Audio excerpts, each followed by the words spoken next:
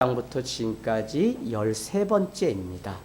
오늘 특별히 요나가 오늘 7절 말씀에 내가 주님께 기도하였더니 주의 성전에 미치고 내 생명을 건져주셨다고 하는 고백을 오늘 드리는 것을 보게 됩니다. 여러분, 우리는 오늘 사순절 시작입니다. 그래서 제2의 수요일이라 그래서 교회는 40일간 릴레이 금식 기도회를 하고 아침에 제가 하고 또 점심에 누가 했죠? 우리 백희숙 권찰님. 그 다음에 저녁에는 우리 유리가. 또 유리가 내일 아침에는 아빠 우리 송재성 목사님께 아빠 사랑해요. 한 끼 금식이지만 주님께 승리하길 원해요. 이렇게 문자 꼭 드려야 돼요. 해서 고개를 저어서 제가 난감한데요.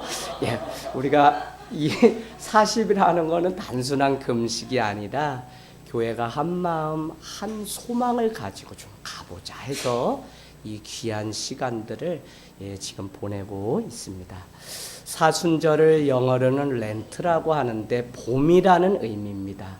그러니까 봄이라는 것은 다른 것이 아니라 주님의 죽음과 고난에 초점을 맞춰서 보내는 시간. 그래서 주일을 제외하고 부활절 전 40일을 325년 니케아 종교 회의를 통해서 우리는 사순절기로 지키자 해서 주님의 죽으심, 고난을 우리가 기다리는 시간. 그러나 여러분이 잘 아는 것처럼 부활의 영광이 기다리고 있는 시간이 이 사순절이라는 것입니다. 로마서 8장 18절에 생각하건대 현재 고난은 장차 우리에게 나타날 영광과 비교할 수 없도다. 이런 말씀이 있습니다. 현재 예수 그리스도의 고난, 또 우리가 믿음으로 살고자 하는 이 고난은 장차 하나님의 영광에 비교할 수 없는 축복을 우리 믿는 성도들에게 준다고 하는 믿음을 가지고 오늘은 말도 안 되고 오늘은 좌절하고 낭망하지만 이 사순절 너머에는 부활의 영광이 우리를 기다리고 있다고 믿는 것입니다. 우리는 사명을 감당하는데 사명 뭐죠? 제목 순종으로만 가는 길. 우리 피아노 위에 걸쳐진 이 말씀이 요나서의 전체 주제를 무엇으로 봤냐면 사명에 관한 말씀이다. 그러나 순종으로만 이루고 갈 수 있는 길이 바로 사명자의 길이다 해서 저희가 이렇게 말씀을 정해 놓았습니다. 그런데 중요한 것은 사명자는 반드시 거쳐야 되는 문이 있는데 그것은 뭐냐면 고난의 문을 반드시 넘어야 됩니다. 이게 참 힘들죠? 우리가 사명자로 살아야 되는 것은 다 아는데 우리 앞에 고난의 그 터널이 있다면 그 사명자의 길을 갈 수 있어요? 가고 싶어서 가는 사람은 아무도 없을 거예요. 그럼에도 불구하고 우리는 주님이 불러서 콜링, 소명을 주셨다면 주님의 제자로 반드시 미션, 사명을 맡겨주시려고 우리를 불러주셨기 때문에 내가 세상 직업을 갖고 무슨 자리에 쓰든지 아니면 내가 열방의 어미로 아버지로 살든지 아니면 교회에서 권찰님 집사님으로 살든지 하나님은 우리에게 사명을 맡겨주시려고 우리의 인생을 오늘 불러주셨다는 것입니다. 저는 우리 아우를 보내놓고 오늘까지 5분을 장례식을 다녀왔어요. 이상해요. 왜 올해는 그렇게 막 주변에 이런 일들이 많은지. 그런데 그 많은 죽음이 다 저에게는 은혜로 다가온 거 있죠. 엊그저께도 노예의 목사님의 어머니가 줄 예배까지 잘 드리고 월요일이면 80세가 되시는데도 늘 한 번도 빠짐없이 새벽 기도회를 나오시는데 어머니가 나오시지 않는 거예요. 그래서 불이 나게 새벽 기도회 마치고 가정에 갔더니 어머니가 심장마비, 아마 오늘날로 말하면 심근경색으로 소천에 계시더라는 겁니다. 사람들은 말합니다. 아무도 없이 싸늘하게 죽었으니 얼마나 안타깝냐고. 그러나 우리가 그의 영혼이 하나님 이 고난을 통과하고 부활의 영광을 맛보고 마지막까지 달려갈 길을 다 마치고 주님 부활하신 작은 부활주의를 지키고 월요일 아침에 주님의 품에 안겼다고 생각해보면 그리 또 육신적으로 괴롭고 힘든 일만은 아니라는 것입니다. 오늘 여러분이 믿음을 지키기 위해서 당하는 고난이 있다면 저는 이것이 지극히 정상이라고 봅니다. 오늘 요나처럼 내 자리를 버리고 싶고 집 나간 둘째 아들처럼 내 자리를 도망치고 싶지만 이 사명 때문에 오늘 돌아와서 이 자리에 다시 앉아 하나님을 예배할 수 있다면 이것이야말로 우리 인생 가운데 가장 놀라운 축복인 줄로 믿습니다. 여러분, 많은 사람들은 자신의 현재의 자리를 지키지 못한 채 새로운 것을 기대하면서 다른 것을 구합니다. 어느새 주님이 주신 은혜도 사명도 다 내팽개치고 살아가는 것이죠. 그러나 이것은 우리에게 후회만 남는 것을 우리는 보게 돼요. 그래서 사도행전은 우리에게 예루살렘 성에 가면 환난과 핍박이 나를 기다린다고 하나 나는 은혜의 복음을 전하는 그 사명을 위하여 나의 생명을 조금 더 아깝게 여기지 않고 나의 달려갈 길을 달려간다고 하는 사도 바울의 고백이 있습니다. 여러분, 그가 환난과 핍박이 기다린다고 해도 나는 나의 사명 때문에 은혜의 복음을 전해야 되는 그 사명 때문에 기꺼이 나의 목숨을 조금 더 아깝게 여기지 않는다고 하는 이 고백. 사명이 있어야만 우리는 살 이유가 있고 사명이 있어야만 오늘 걸어갈 이유가 있고요. 사명이 있어야만 주님 앞에 나와 예배할 그 이유가 있다는 것입니다. 사명이 있어야만 주님을 붙잡고 기도할 이유가 있는 것이고요. 사명이 있어야만 우리는 죽음의 구렁텅이에서도 포기하지 않고 주님의 이름을 부르며 그분 앞에 나갈 수 있는 줄로 믿습니다. 여러분, 결국 사명자의 길을 끝까지 가게 하는 것은 무엇이었냐면 말씀이라는 것입니다. 요나서 1장 1절 중요한 선언입니다. 아미떼의 아들 요나에게 여호와의 말씀이 임하였는데 너는 저 큰 성읍 니느웨에 가서 외치라고 하는 그 명령을 주셨다는 것입니다. 그 이유는 이스라엘을 포로로 괴롭히던 그 아수르의 수도 니느웨, 그곳에 가서 복음을 전해야 되는데 어떻게 보면 원수의 나라인데 그곳에 가서 하나님의 사랑이 무엇인지 오늘 가서 복음을 전하라는 거예요. 제가 오늘 아침 금식하면서 또 우리 이수건 집사님 올려주신 글 보면서 사람의 사랑이라는 게 얼마나 편협한지, 하물며 부족한 종의 그 사랑도 얼마나 이기적인 사랑을 하는 사람이 나인지 제가 깨닫게 되었습니다. 금식을 통해서 주님이 정말 끝까지 사랑하라고 했는데 내가 주님처럼 살아야지라고 했는데 그렇지 못한 내 모습이 있어요. 그래서 무엇이 문제일까 생각하다가 내가 그 사랑을 주님처럼 저 십자가에 매달려 죽는 그 사랑까지 내가 생각하지 말고 당장 오늘 내가 만나는 사람들에게 따뜻하게 인사를 하고 안부를 묻는 그 관심부터 내가 작은 것, 내가 할 수 있는 것, 내가 성심성의껏 다 할 수 있는 그것이 있다면 그것에 내가 좀 관심 가지고 그것만이라도 내가 진실되게 좀 해야 되겠다는 마음이 오늘 새롭게 저 안에 찾아왔어요. 할렐루야. 여러분, 정말 오늘 여호와는 우리에게 가서 저 원수의 나라에게 곧 악독이 상달되어서 하나님의 심판이 임한 이곳에 하나님이 곧 진노하여서 심판하신다는 그 사실을 알려주라는 것입니다. 그러나 그 마음에 하나님의 말씀이 없으면 결국 요나처럼 다시스로 자기가 가고 싶은 길을 가고 마는 것입니다. 주님이 주신 사명의 길이 아니라 자기 마음대로 가는 인간의 어리석음이 우리에게 있다는 것입니다. 왜 그렇다고요? 여호와의 말씀이 내게 임하였지만 나는 그 말씀을 계산하고 내가 어떻게 해야 될지 이미 따져 묻고 즉각적으로 순종하며 반응하지 않기 때문에 사명, 순종하러만 가는 그 길을 우리는 날마다 포기하고 뒷걸음질 치면서 결국은 가야 될 길을 가지 않고 뒤돌아보면 그곳에는 뭐가 있죠? 세상만 있다는 것이에요. 그래서 우리가 세상을 위해서 살아가는 그 이유가 무엇이냐면 사명을 우리가 붙들고 살지 않기 때문에 그렇습니다. 사랑하는 여러분, 오늘 하나님의 말씀이 내 삶 가운데 임하면 따지지도 말고 그대로 순종해서 걸어가는 저와 여러분이 되기를 원합니다. 그 많은 폭풍도 풍랑도 배에 깨어짐이 있어도 깨닫지 못하는 미련한 짐승과 같은 삶을 사는 요나의 모습. 그래서 시편도 말하고 잠언도 말하기를 깨닫지 못하는 자는, 존귀한 그 깨달음을 알지 못하는 자는 멸망할 짐승과 같다고 합니다. 저는 목회를 하면서 우리 인간이 얼마나 어리석은 존재인지 날마다 봅니다. 아무리 깨어지고 넘어져도 깨닫지 못하는 일들을 보게 돼요.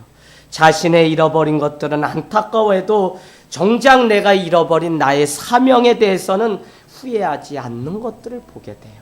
결국 하나님이 우리의 고난을 통하여 사명 감당하게 하시는데, 지금의 영광, 사명 감당하라고 주신 것임에도 불구하고 나 자신을 위해서 살아가고, 내가 무엇인가를 이루게 되면 내가 이룬 것처럼 세상적으로 더 나가서 살아가는 인간의 어리석음을 날마다 보게 됩니다. 사랑하는 여러분, 한번 거기다 적어놔 보세요. 우리가 말씀을 깨닫지 못하면 어떻게 될까요? 결국은 주님이 우리에게 고난으로 깨닫게 합니다. 여러분, 고난으로 깨닫는 게 뭐 좋아요? 그냥 통과해서 순종해서 쑥쑥 가도 되지.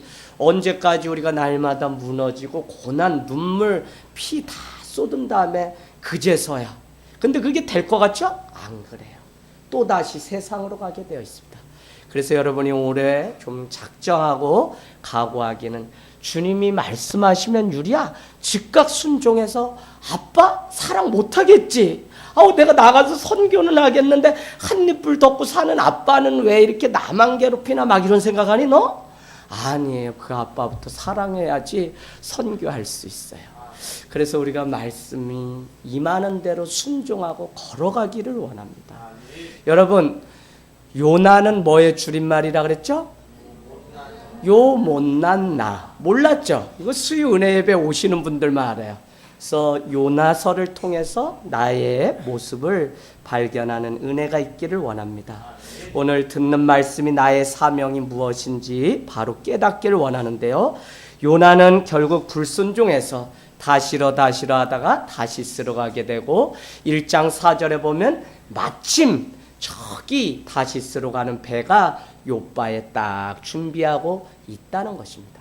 말씀에 순종하지 않으면 일이 잘 풀리는 것 같아도 우리를 더 세상의 나락으로 끌고 가려고 유혹이 기다리고 있다는 거예요. 그런 것도 모르고 우리는 나를 위해서 하나님이 축복하셔서 이 길을 열으셨구나, 그 많지 않은 배가 나를 위해서, 그것도 때마침 다시스로 가는 배구나, 너무 잘됐다 해서 배에 올라타면 어떻게 된다고요? 1장 5절에 보니까 큰 바람, 큰 풍랑, 배가 깨어지는 아픔을 겪게 된다는 것입니다. 결국은 수울 고래 뱃속에 3일 밤낮을 보내고서야 기도합니다. 그러나 이 모든 일은 요나에게 사명자로 다시 살게 하시는 하나님의 선한 계획이라는 것입니다. 그래서 우리는 1장을 마치면서 1장 17절에 한번 보세요. 다시 보세요. 1장 17절 같이 읽겠습니다. 시작. 여호와께서 이미 큰 물고기를 예비하사 요나를 삼키게 하셨으므로 요나가 밤낮 3일을 물고기 뱃속에 있느니라. 아멘. 거기에 우리는 중요한 것이 뭐라 그랬죠? 이미와 예비라는 단어. 하나님은 이미 요나의 불순종을 아시고 그를 구원하시려고 이미 아시고 물고기를 준비해 놓으셨다는 것입니다. 이미 앞서서 예비하신 하나님의 각본 없는 드라마가 바로 요나서입니다. 요나는 오늘 기도합니다. 2장 2절로 가보세요. 이렇게 기도합니다. 우리 같이 읽습니다. 시작. 내가 받는 고난으로 말미암아 여호와께 불러 아뢰었더니. 아멘.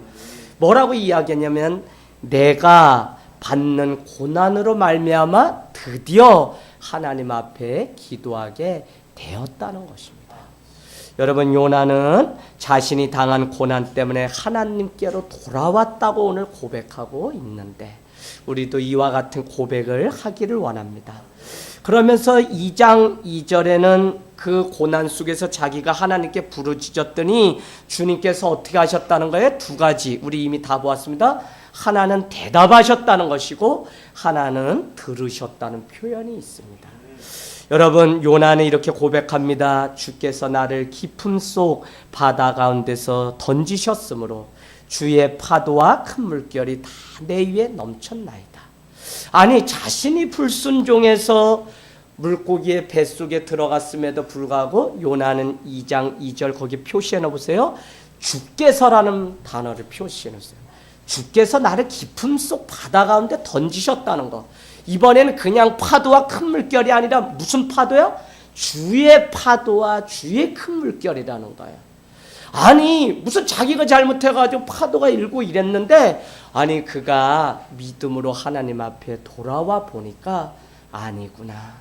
주께서 저 나를 사명자로 부르시려고 파도도 주의 것이고 큰 물결도 주의 것이었구나라는 고백을 오늘 드리게 된다는 것입니다.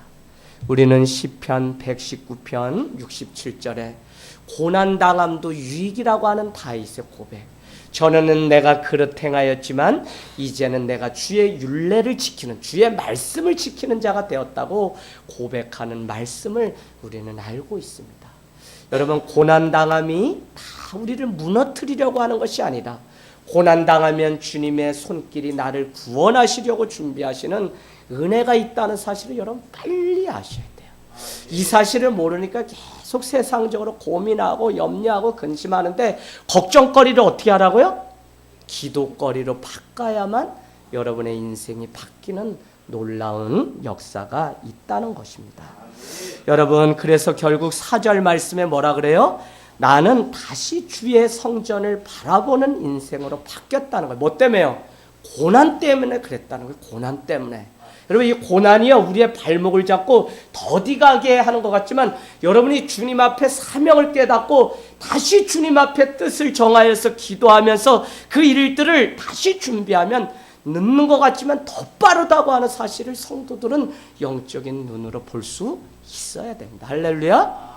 여러분 세상 당하면서 살아가면서 당하는 고난이 어쩌면 우리를 부르시고 우리 길을 막은 것 같지만 하나님께 더 가까이 와서 온전히 주님을 신뢰하고 주님께 아뢰 수 있도록 부르시는 하나님의 찬스라고 하는 사실을 우리는 보셔야 됩니다. 그 찬스는 다른 것이 아니라 챌린지, 도전할 수 있는 기회를 다시 주시려고 하시는 하나님의 기회라고 하는 것이에요.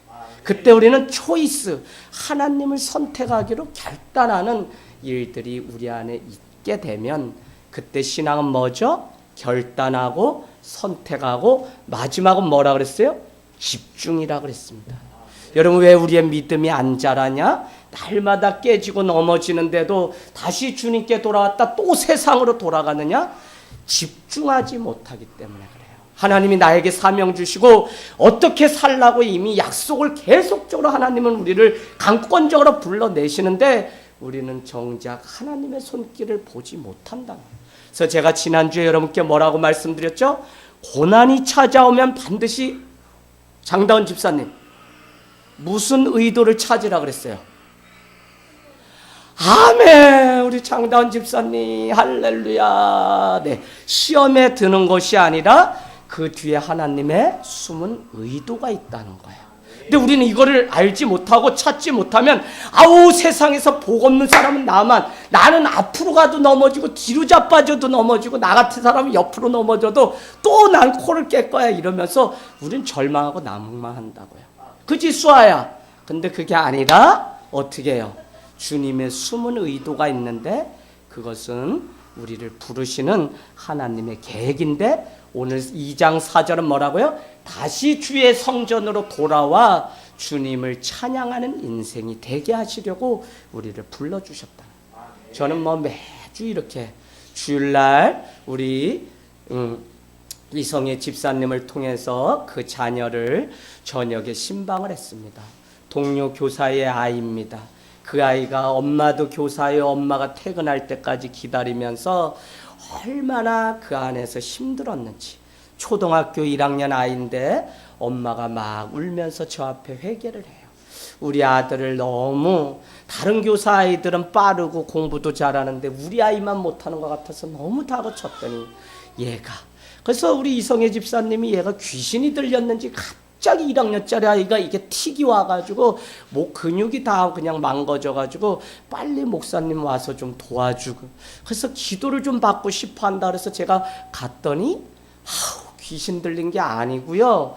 이 아이가 심리적으로 불안한 거예요. 왜요? 엄마가 1학년짜리 아이를 왜 공부도 못하냐 뭐 이런 거 있죠. 용화야, 그치? 아빠가 너 공부 몇 점 안 맞으면 치킨 안 사준다, 용돈 깎는다, 친구랑 못 논다.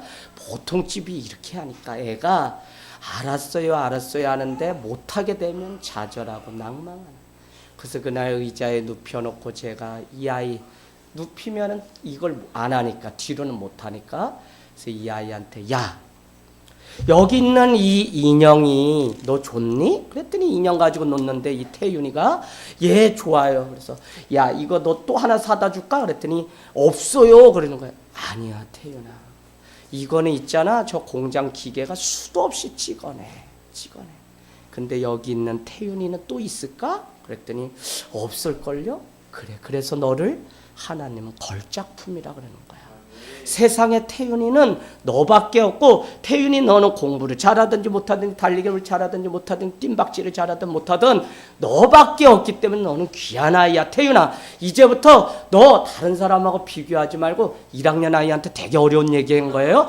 그랬더니 얘가 마음이 풀어지는 거예요. 그래서 태윤아, 이제는 틱이 또 올라 그러면 10초에 한 번씩 이러니까 이게 목이 괜찮겠어요? 그래서 수술 직전 뭐 막 이런 위기까지 왔어요. 그래서 약물 치료 들어가려고 하다가 저를 만나서, 그래서 제가 여기다 손을 얹고 기도해주고 태연아 너도 너를 위해서 기도해라고 했더니 이 아이가 그렇게 믿음이 있더라고. 이 아이가 그러더니 일주일 며칠 지났죠. 오늘 연락을 이렇게 했더니 많이 아이가 좋아졌다. 다른 게 아니다, 아이가 하나님의 자녀, 하나님의 사명을 가진 아이로 우리가 볼 수 있는 눈이 있어야 되는데 자꾸 이 아이를 그냥 세상의 기준으로 부모가 키우려고 하니까 아이의 인생이 그릇되게 만드는 일들을 보게 됩니다.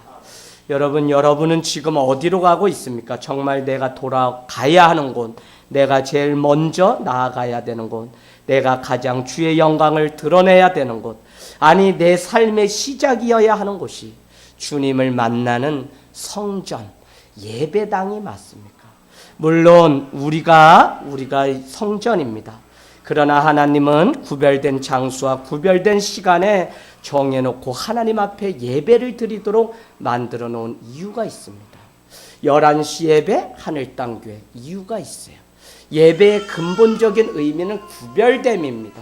우리가 성전이기 때문에 아무 데서나 드리면 다 예배라고 우리는 그렇게 착각하며 살지만, 그거는 우리 삶의 전 영역이 예배자처럼 거룩한 산재물 되어 살라는 의미에서 우리가 하는 말이지, 아무 데나 다 우리 교회다, 그건 아니에요. 여러분, 하나님은 거룩하고 구별된 마음으로 드리는 것을 예물이라 그러고, 구별된 시간으로 드리는 것을 예배라고 하는 것입니다.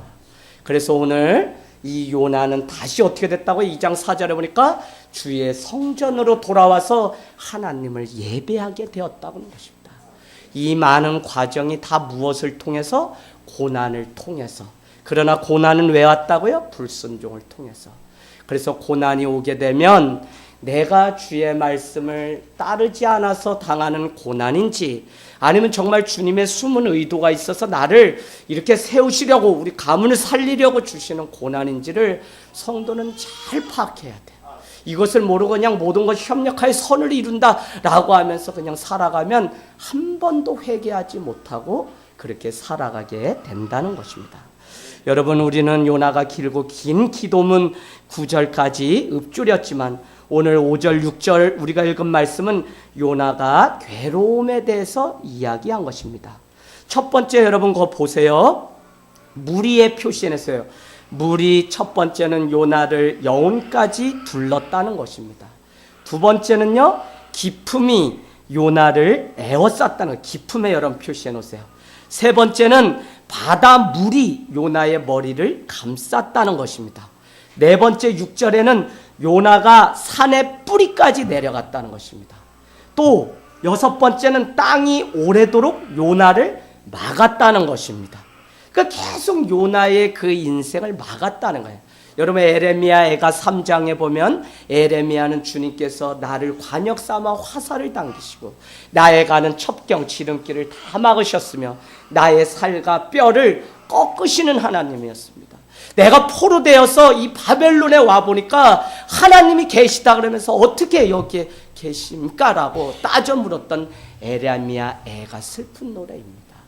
그러나 그는 이 아침에 주님께 내 중심이 회상한 즉 소망이 주님께 있습니다. 이것이 아침마다 새로우니 주의 성실하심이 크십니다 라고 하는 고백으로 반전되는 것이 에레미야가 3장입니다. 그러나 반전되기 직전까지는 하나님이 나만 감싸고 오늘 요나의 고백처럼 나의 다 길을 막고 나를 완전히 깊은 가운데 가두고 나의 머리를 뭐 어떻게 했고 하는 이 원망에 자기의 사정을 아뢰는 일들만 있게 됩니다. 우리가 상상만 해봐도 요나가 얼마나 괴로웠는지, 물이 요나의 영혼을 두르고 기품이 요나를 에워쌌다는 것은 본인이 다 죽게 되었다는 거예요. 지금 이 고백을 어디서 하는 거예요? 물고기의 뱃속에서 이 고백을 드리고 있습니다.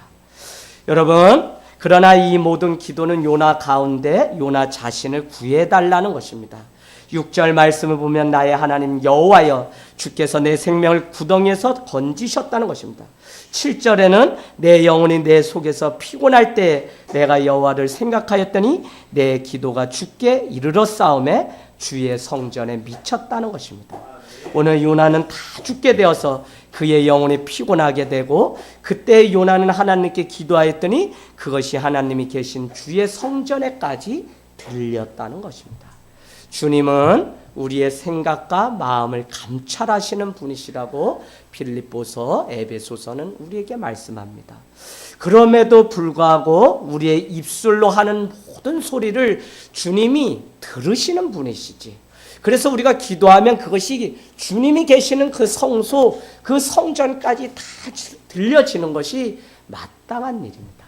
그러나 저는 우리의 이 가슴 아파 절규하며 주님 내가 너무 고통스럽습니다 하는 이 소리도 들으시지만 우리가 믿음 없이 하나님 앞에 그냥 세상을 살아가면서 하는 이 모든 말도 하나님이 다 듣고 있다는 말이에요. 조연산 목사님이 쓰신 말의 힘에 항상 쉬지 말고 기도하라고 하는 그 주석을 이렇게 달아놓으셨어요. 어떻게 우리가 잠도 자고 밥도 먹어야 되는데 쉬지 않고 기도할 수 있을까? 그것은 우리가 하는 모든 말이 기도가 되게 하라는 것입니다. 우리는 주님의 성전으로 날마다 주님의 앞에 나와서 예배하는 심령으로 우리가 살지 않으면 우리는 어떻게 한다고요? 날마다 푸념을 하고 원망을 하고 날마다 미움과 다툼 속에 살아가는 게 우리의 현실이에요. 그러나 오늘 말씀을 통해 우리는 또 도전해야 됩니다. 주님은 우리에게 큰 믿음 요구하는 것이 아니라 내 삶의 자리에서 감사를 주님 앞에 드릴 수 있는 그것을 원하고 있다는 것입니다. 사랑하는 여러분, 우리는 요나를 통해서 자기 중심성의 죄악을 봅니다. 거기 한번 써놔보세요. 자기 중심적인 게 죄악입니다. 내가 한 말이 맞고 내 감정이 중요하고 내가 하고 싶은 일만 하는 것이 지극히 세상 사람들이 살아가는 이기주의라는 것입니다. 그런데 주님을 믿고 사순절의 십자가의 길을 걸어가는 그리스도인이 어떻게 내가 하고 싶은 일만 하고 먹고 싶은 것만 먹고 하고 싶은 일만 할 수 있습니까? 여러분, 여전히 우리가 변화되지 못한 증거입니다. 저는 주일날 여러분께 말씀드렸죠? 변화와 변질은 한 끗 차이라고 말씀드렸습니다. 변화는 예수 그리스도를 닮아가려고 내가 가게 되면 그 삶 가운데 일어나는 것이 변화인데, 과거에 살던 삶의 패턴대로 내가 익숙한 방법대로 내가 세상적으로 살아가던 그 방식대로 십자가 없이 살아간다면 그것은 내 자신이 변질되었다는 증거입니다. 아니면 주님을 온전히 만난 경험이 한 번도 없다고 하는 증거예요. 그렇기 때문에 여러분, 우리가 어떻게 살아가야 될지를 잘 보셔야 됩니다. 요나도 하나님의 백성, 이스라엘의 백성입니다. 우리는 선민이라고 이야기하죠. 요나는 얼마나 자기 중심적인지 모릅니다. 이스라엘, 자기 나라만 구원받는다고 했고, 또 우리 요나서를 계속적으로 보면 요나는 심지어 하나님도 요나 중심으로 돌아야 된다는 생각이 이 안에 가득히 있어요. 내가 기도했으니 주님 들어주세요. 주님, 내가 돈 좀 달라는데 주세요. 주님, 내가 얘기했잖아요. 라고는 식으로 요나는 오늘 자기 신앙을 지켜가고 있다는 것입니다. 영적으로 미숙한 것이죠. 여러분, 우리에게도 이런 모습이 있을 수 있습니다. 내가 생각한 대로 자기가 원하는 대로 되지 않으면 기분 나빠하는 모습이 우리의 모습이니까요. 이것은 요나와 같이 자기 중심주의의 대표적인 모습입니다. 정말 우리가 십자가의 못을 박은 주님의 제자라면 우리는 내 중심이 아니어야 합니다. 부부가 주일 말씀과 같이 예배를 드리고 말씀이 임하면 부부가 또 가정이, 교회가, 세상이, 직장이 변화가 돼야 된다고요. 그러나 우리가 계속적으로 자기 중심주의를 가지고 가니까 부부간에 똑같이 싸우게 되고, 교회 오면 주인을 하려고 그러고, 직장에 가면 다른 사람을 짓눌러서 자기 승진하려고 하는 그리스도인들, 그리스도인이 아닙니다. 여러분, 얼마나 많은지. 점점 더 세상이 어두워지는 것은 하나님이 우리에게 깨닫게 하신 뭐요? 빛만이 빛을 드러내게 되어 있습니다. 참되게 빛이 나면 사람들은 그 빛을 보고 나오게 만들어 놨어요. 이제 우리가 아무리 아파트 가서 전도하고 빛이신 예수님 믿으세요 하려고 해도 다 비밀번호가 입력돼 있어서 우린 들어가질 못해요. 그럼 뭐 해야 되냐? 우리 교회가 있는 자리에서 빛을 드러내면 그 빛을 향해서 주님 세상 사람들을 보내신다는 거예요.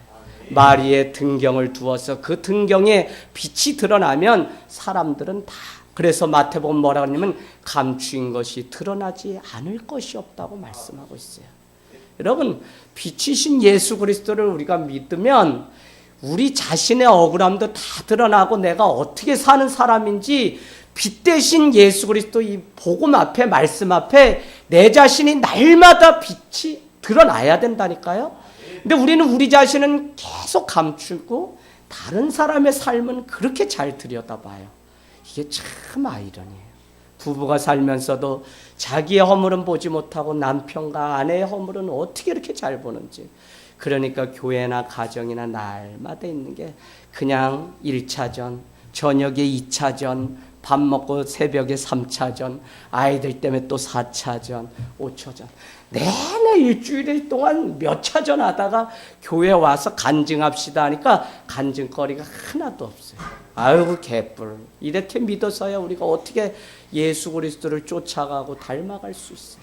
빛이 나야 된다니까요, 여러분.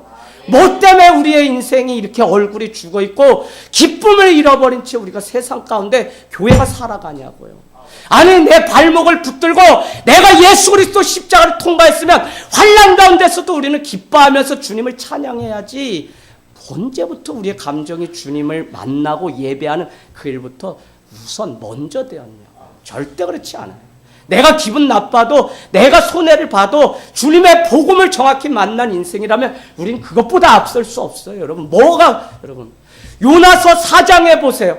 호박넝쿨이 요나를 씌우다 이것이 햇빛에 다 마르게 되니까 여전히 깨닫지 못하고 4장에 보면 분을 낸다니까요. 하나님이 계시다면서 어떻게 이렇게 하냐고. 요나가요, 4장 가면 뭐 새 사람 되는 게 아니에요.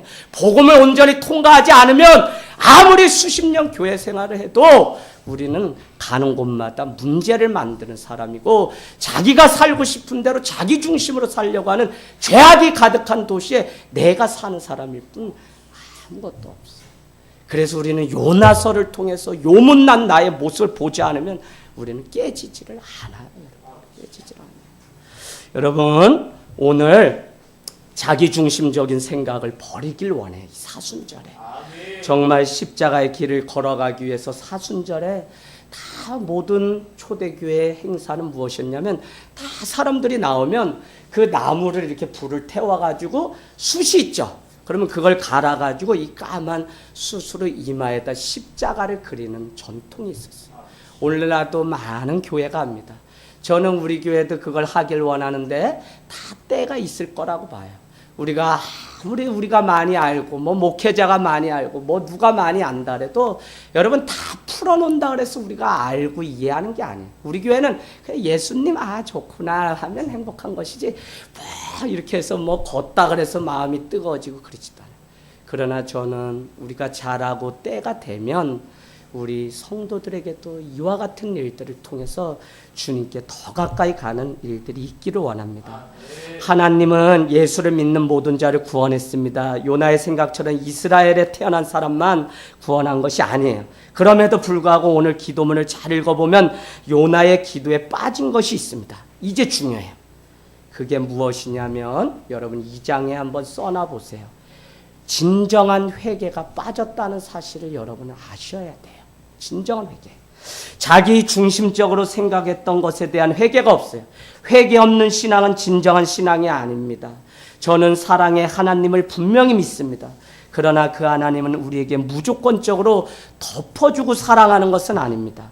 마치 아이가 부모의 지갑에서 돈을 훔치다 걸렸는데 부모는 아이를 혼을 냅니다. 왜요? 사랑하기 때문에 그래요. 그러면 아이는 울기만 하는 것이 아니라 입술로 자신의 거짓을 고백하고 회개합니다. 그때 부모는 용서를 하고 자녀를 안아줍니다. 오늘날 부모의 잘못 무엇이냐? 잘못을 인정하지 않는데 아이를 그대로 방치하는 거. 여러분 잘 들으셔야 돼요.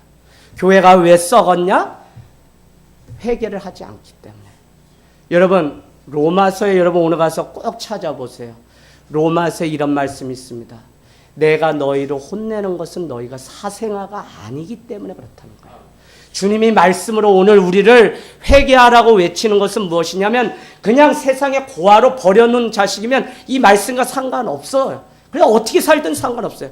사생아로 살아도 상관없어요. 그러나 사생아가 아니라 나의 자녀이기 때문에 주님은 사랑하는 자에게 매를 댄다고 말씀하고 있어요. 여러분 오늘 우리가 정말 입술로 나의 자신의 거짓을 이 사순절에 주님 앞에 드러내길 원합니다. 우리의 죄악을 가지고 죄 가운데 앉아 회개했던 구약의 모습에서 우리는 나의 죄를 가지고 진정으로 회개하길 원하는데 진정한 회개란 내가 지금 가고 있는 방향이 잘못된 것을 깨닫고 방향을 바꾸는 것입니다. 죄의 원뜻 헬라어로 여러분 하마르티아라 그럽니다. 하마르티아. 하마르티아는 이런 거예요. 여기 잘 보세요. 관역 있죠. 관역. 관역에서 화살이 빗나가다라는 의미예요. 관역에서. 관역이면 어디? 화살은 어디에? 관역을 관통해야 되는데 빗나간 거예요. 죄의 원뜻은 무엇이냐면 하나님이 정해놓은 이 관역, 목적지가 있는데 우리의 인생이 그 목적지에서 빗나가는 것을 죄라고 이야기한다. 이것은 방향의 문제고 목적이 다른데 왜 목회자가 죄를 지어요? 하나님이 교회에게 주신 사명과 목적과 방향이 분명한데 목회자가 자꾸 이 초심을 잃어버려서 어긋나서 다른 데로 교회를 끌고 가니까 교회가 썩게 되는 거예요. 그래서 맨 앞에 있는 사람일수록 이 회개하고자 하는 이 마음이 식어버리거나 없어지게 되면 우리는 잘못된 공동체로 갈 수 있다는 것입니다. 여러분 그래서 회개란 여전히 잘못된 것을 그대로 두면서 살아가는 것이 아니라 끊어버려야 됩니다. 그래서 여러분 오늘 말씀 마가복음 1장 15절 되게 중요해요. 1장 15절 보세요. 마가복음 1장 15절 이렇게 되어 있습니다. 예수님이 첫 이 땅에 오셔서 공생의 사역에 다른 거 하지 않았습니다. 회개하라는 복음을 외쳤는데 때가 찼고 하나님의 나라가 가까이 왔으니 지금 우리에게 하나님 나라 가까이 왔죠? 회개하고 복음을 믿으라 이렇게 놓았습니다. 그럼 뭐라고 했다고요? 회개하고 복음을 믿으라고 했다는 것입니다. 복음을 먼저 믿으라고 했을 것 같죠? 아니요. 회개하고 복음을 믿으라고 했어요. 회개하고. 이거 되게 중요합니다. 여러분 이 믿음의 이 원리가 있고 신앙이 자라는 원리가 있는데 우리는 계속 말씀을 집어넣는다 그래서 뭐 우리가 변화될 것 같지? 아니요. 우리는 자기 비움도 같이 하지 않으면 안 돼요. 회개는 뭐냐? 나의 잘못을 계속 고백하며 비워내는 일이에요. 성도들이 막 자라다 어느 때부터 수덥이 돼요. 왜 그러냐면 이 안에 내 것으로 너무 채워져서 더 이상 주의 길을 갈 수 없게 된 것입니다. 그래서 여러분 오늘 이 사순절은 주의 발자취를 따라가면서 내게 뭘 주세요라고 기도하는 것이 아니라 하나님 내 모습을 돌아보건대 나는 너무 부족합니다 라고 고백할 수 있어야 돼요. 제가 지난밤에도 여러분께 기도회 때 말씀했지만 자기가 잘나서 자기 자랑을 하는 사람, 자기가 못나서 자기를 자학하는 사람, 두 사람 다 똑같다고 말씀드렸어요. 여전히 상처 속에 삽니다. 여전히 자기 자랑 속에 삽니다. 다 무엇이냐면 내가 인정받고 싶어서 자랑하는 것이고 내가 인정받지 못해서 자기는 상처가 있다며 자학하면서 사는, 다 뭐예요? 자기를 알아달라고 하는 욕심에서 시작되는 거. 이게 어디 나요? 야고보서 1장 14절. 너희가 구하여도 얻지 못하는 것은 정욕으로 쓰려고. 최지연 집사님 할렐루야. 왜 모미나 집사님이 손을 잡으면서 어머 당신 얘기야. 아니 당신 얘기가 아니라 우리 집사님 얘기라고요. 뭘 자꾸 그래요. 아, 나 여기서 웃겨가지고 이제는 맞춰야 되겠어. 둘이 아주 계속 예, 마칠게요. 예. 많은 사람들이 복음을 안다 믿는다고 자기 말을 하고 싶어 하지만 사실 그거보다 더 중요한 게 먼저 회개를 해야 됩니다. 아무리 많은 것을 해도 회개가 먼저 되어야 됩니다. 여러분 생각해 보세요. 회개가 없는 기도, 회개가 없는 예배, 회개가 없는 찬송, 회개가 없는 봉사는 오래가지 못해요. 회개가 물론 어렵습니다. 그래서 회개는 주의 성령 가운데 사는 자만 회개할 수 있어요. 여러분 아무리 자기를 드러내고 자기를 주장해도 사람들의 마음에 아무 감흥이 오질 않아요. 왜 그럴까요? 그의 삶이 되지 않는데 가르친다 그래서 그게 뭐가 되는 게 아니에요. 그러면 그 사람은 속히 뭘 해야 되냐? 회개를 해야 된다고요. 근데 기도도 안 해, 찬양도 없어, 회개도 안 해. 그 삶에 그냥 지식으로 우리한테 전달해도 우리 마음에 아무 감동이 없어요. 그래서 여러분 성령 안에서 살지 않고 성령으로 거듭나지 않으면 우리 용화라고 용연이라 그래서 목사님 자녀라 그래서 이 아이들 천국 가는 게 아니야. 유리 알지? 그래서 반드시 아빠 엄마 믿음 상관없이 왜 이 아이들이 예수를 만나야만 그 예수가 능력이 되어서 살아갈 수 있다는 것입니다. 죽어있는 사람은 회개가 없습니다. 그래서 자기의 기분대로 자기의 생각대로 자기의 인생을 이끌어 살기를 원하기 때문에 결국은 탈선하게 되는 것입니다. 제 고백이 있어야 하나님은 기뻐하세요. 주님은 우리에게 영과 진리로 예배하라 그랬습니다. 영은 하나님이세요. 거룩하신 하나님을 우리가 예배를 통해서 만나게 되고 거룩한 진리의 말씀이 오늘 이 시간 우리 가운데 와 닿으면 우리는 주님 앞에 회개를 하셔야 됩니다. 여러분 제가 지난번 보훈에 가서 어떤 일들이 있었냐면 주제가 회개하래요. 그래서 제가 여러분께도 부탁드렸어요. 아니 요즘 시대 회개라는 주제로 부흥회를 하면 누가 와요? 근데 회개가 첫날 임했다니까요. 30명이 시작된 그 성도들이 그 자리에 목사님 한 분이 25년째 상처를 끌어안고 십자가 불 밝히며 성도 한 분 끌어안고 25년째 계시는 분이 나는 지지리도 복도 없고 나는 무익한 종이야 라면서 자포자기하고 있다가 이웃교회가 붕괴한다니까 이곳에 딱 오게 되었는데 그날 그분을 만지시기 시작하는데 이분이 다음날 자기가 아는 주변의 목사님 8분을 초대해서 아니 한 개교회에 또 뭐 가장 어린 목사가 가서 말씀 전하는데 뒤에 머리 희끗한 목사님들이 앉아있어요. 부담이 얼마나 되는지. 근데 이분들이 은혜 받으시더니 마지막 날 자기 성도들 335 다 모여서 30명으로 시작한 부흥회가 보은군 80명 부흥회로 마쳤어요. 이거는요 보은군 내에 4분의 1 교회가 참여한 부흥회예요. 그래서 이분들이 은혜 받으니까 목사님 3월이고 4월이고 아예 연합 부흥성회를 할 테니까 한 번만 다시 와주세요 하고. 근데 제가 감사한 건 무엇이냐면 아무것도 안 했어요. 오늘 이 말씀 여러분 먼저 회개하고 그 다음에 복음을 믿으셔야 됩니다. 우리는 자꾸 오늘 뭐 말씀 많이 듣고 뭐 하니까 내 삶에 근데 회개가 되지 않으니까 계속 뭐 이런 거 있죠. 모미나 집사님 자꾸 뭐 먹으면 배부르다는데 또 먹으면 어떻게 돼요? 체하게 되잖아요. 지금 영적으로 우리는 계속 세상 것으로 다 여기 밀어넣어서 말씀을 밀어넣으라는 말은 제가 많이 해요. 그죠? 왜요? 마지막 때 어려울 때 지금 말씀을 밀어넣은 것이 용수철처럼 튀어나와서 그것으로 우리가 승리하게 되는 건데 말씀은 밀어넣지 않고 계속 세상 내가 이름도 명예도 권력도 아파트도 집도 우리 아들 서울대도 보내야 되고 이런 것들만 가득 밀어놓고 나니까 말씀 듣고는 나가서 안 해요. 저는 그래도 우리 아들 잘 돼야 되고요. 잘 돼도 누가 그랬냐면 제가 그랬다고요. 순간순간 무너져요. 그래 우리 아들이 예배 잘 드리고 신앙 좋은 아들로도 난 만족해. 그러다 누구 얘기 들으면 집에 가서 용화야 그런데 그래도 한 5등 안에는 좀 들어주면 좋은데 아우 용화야 진짜 아빠 회개할게. 아 죽겠어요. 나도 왜 그러는지. 아 참 그냥 건강만 하면 된다 그래 놓고 그 다음날 야 건강도 한다 공부 그래도 어느 정도는 하면 어떻게 주님께 더 영광되지 않을까? 아빠 그러면 나는 몸은 하나인데 수유 금요 뭐 모든 예배 다 드리고 공부도 몇 등 해야 되고 저기 서울로 가야 되고 아빠 나는 뭐 다 어떻게 예 여러분 또 그렇지 못하다는 건 아닌데 그것보다도 기본적으로 우리는 그 영혼이 주의 말씀 가운데 자란다면 그 자녀가 잘 세워지고 있는 그것으로 기뻐야 되는데 우리가 계속 세상 가치관을 여기다 밀어넣으니 이게 나올 게 뭐 있어요? 세상 욕심밖에 전혀 없어요. 오늘 요나의 기도에 회개가 빠졌습니다. 마지막까지 자기 변명의 기도를 하는 것을 봅니다. 회개 없이 대충 시작한 인생이었죠. 배가 무너지고 큰 바람 큰 광풍이 부는데도 여전히 문제의 원인을 찾기 위해서 믿지 않는 이방인 배의 선주와 선장이 모여서 아니 이 일이 어떻게 된 것이냐 원인을 찾아보자. 당시 원인을 찾을 때는 제비 뽑는데 아니 배 밑에 콜콜 자던 요나가 그 제비를 뽑았습니다.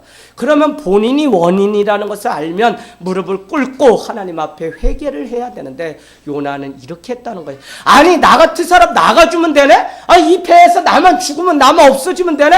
아우 아빠 이 집에 나만 없으면 되네? 그러면서 집을 아들이 나가요. 이게 회개예요? 회개가 아니라고요. 자기의 원인을 문제를 자꾸 덮으려고 하는 적당한 속임수에 불과해요. 우리는 이런 때가 얼마나 많은지 몰라요. 자꾸 이 문제를 가지고 이야기하다 다른 문제로 전환되고 빠지는 것들을 보게 됩니다. 여러분 교회의 심판, 믿는 자의 심판이 먼저 있다고 베드로전서 4장 17절에 말씀하는 것은 다른 데 있지 않고 교회를 다녀 예배드리고 뭘 하지만 우리는 정작 회개가 없기 때문에 주님은 우리를 심판하신다는 거예요. 저는 여러분께 계속 말씀드렸습니다. 좀 불편하시더라도 정말 회개가 없으면 우리가 아무리 주여 주여 외치고 이 자리에 오늘 앉아있다고 해도 정말 내 삶의 기초가 예수 그리스도 나의 죄를 씻어주시는 그 주님을 쫓아가고 닮아가지 않으면 주님은 나중에 난 널 모른다라는 때가 온다는 거예요. 그래서 제가 작은 교회 더디 가더라도 한 영혼이라도 마지막 7년 대환란 우리가 요한계시록의 주의 말씀임을 믿는다면 변함없이 정말 믿음을 잘 지켜서 마지막 때 주님 부인하지 않고 세워진 자가 되길 원하지 자기 변명하다가 주의 길에서 떠나는 일을 원하지 않는 것입니다. 여러분 그렇다고 해서 죄의 짐에 눌려서 살 필요는 없어요. 주님은 우리가 입술로 고백하면 회개하면 모든 것을 다 용서하십니다. 여러분 죄가 무엇이라고요? 하나님과의 관계가 끊어진 것이 바로 죄입니다. 뭐 살인하고 물건을 훔치고 누구를 미워하고 하는 다 그 자범죄라고 하는데 그 자범죄의 중심에는 신이라고 하는 오리지널 그 죄가 있는데 그걸 우리는 원죄라고 합니다. 아담이 죄를 지음으로 말미암아 조상이 죄를 지었기 때문에 그 자녀들이 계속 죄를 지어서 번제물을 준비해서 예루살렘 성전에 가서 짐승을 잡고 비둘기를 잡는 일들이 신약시대에 계속 있었는데 오늘을 살아가는 우리는 예수 그리스도께서 단번에 죽어주심으로 우리의 죄는 끝이 났다고요. 그러나 여러분 오해하시지 마세요. 그래서 우리는 완벽하다? 구원을 이미 얻었다? 아니라고요. 우리는 예수 그리스도를 믿음으로 구원을 얻었지만 늘 겸손함으로 그분 앞에 나아가 우리의 부족함, 우리의 죄됨을 날마다 인정하고 고백하는 회개의 기도가 늘 우리 가운데 있어야 된다고요. 여러분 어리석음에서 벗어나야 됩니다. 그러려면 나 중심으로 돌아가는 세상이 되기를 원하는 십자가를 지고 자기를 부인하는 자라야 나를 따를 수 있다고 하는 그 말씀을 잘 기억해야 됩니다. 자기 부인은 뭐라고 제가 세교 교육 때 말씀드렸죠? 자기 부인은 나에게만 관대해지려고 하는 마음을 끊어버리는 것. 저 사람은 하면 안 되는데 나는 해도 된다고 이야기하는 일들이 우리 안에 얼마나 많은지 모릅니다. 그래서 나에게만 관대하게 적용하려고 하는 그 마음을 끊어버리는 것이 바로 자기 부인이고, 그 다음에 우리는 십자가를 질 수 있습니다. 사순절 주님의 발자취를 따라가면서 우리는 주님이 걸어가신 그 길을 날마다 자기 부인 온유와 겸손의 멍에를 메고 주님을 따라가는 은혜가 있기를 주님의 이름으로 축복합니다.